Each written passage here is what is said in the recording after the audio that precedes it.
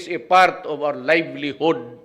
Kaya kami pinaaral para pagdating ng panahon, makapagtrabaho kami at may magpamilya kami, mapakain namin. Tama yung ginawa ni Panilo.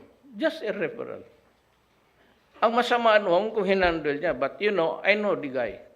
Nobody dito sa Canlaw dare talk to me about any problem.